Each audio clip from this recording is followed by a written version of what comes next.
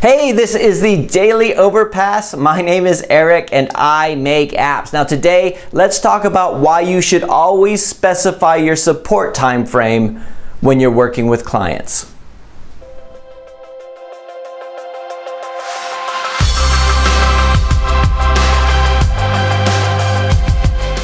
Okay, so today I got a bunch of emails from clients asking me if they need to update their Android apps because they got the email from Google Play saying that if they want to update it anytime after November 1st, they need to target SDK 26 or above, and they don't know what that means, so they're asking me about it. And I'm telling them we'll probably be okay, but we do need to update it at some point if we do an upgrade or anything, or maybe we should just do it anyway just for the search rankings and all this kind of stuff. But some of this code I haven't looked at in a while. Some of the code is actually code that I've written in Ionic or Corona. Some of it's my developers that worked on it, but some of this stuff, it's been live for a long time. Everybody's happy with it, but then we got this change and we have to go through and change this stuff, which could be a hassle.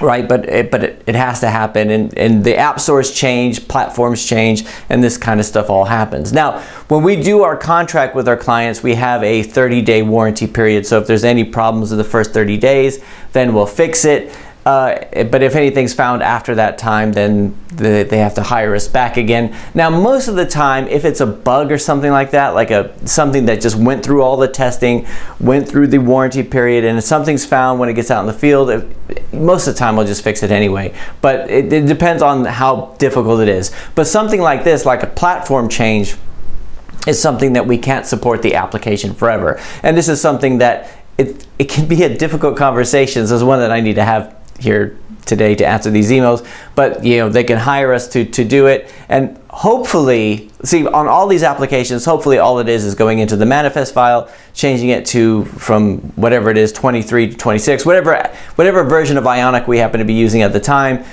and then everything will work. But you never know, you got other dependencies, you got things that just stop working because they're deprecated, all that kind of stuff. So it requires a bit of testing. So it's something that we have to go through and we're gonna have to charge for. So what I wanted to talk to you guys today about was, for those of you who are working with clients, or you're just starting to work with clients, or you're doing a bit of freelance work, this is something to be very clear about in your contract. You need to let your clients know that you will support the application to a certain extent.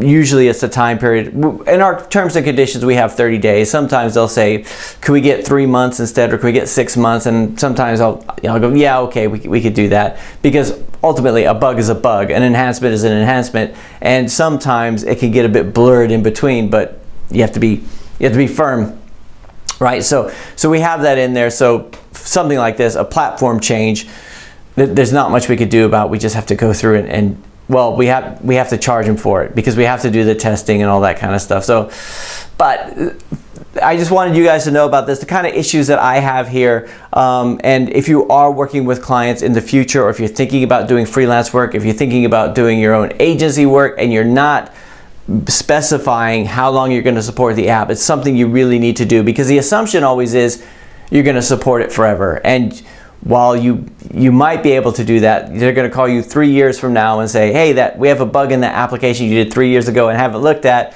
and you're like, ooh, I have to go back and look at that, and hopefully I have all the dependencies. Everything's in Git, everything's source code controlled, everything's versioned, but you know, you think, do I have all the dependencies and all that kind of stuff? And you know, it could be a hassle. So anyway, let me know what you guys think. If you have this kind of problem, what do you do in your agency if you have one, or what do you do with your clients if you have clients? And that is it for today. I'll talk to you guys again tomorrow.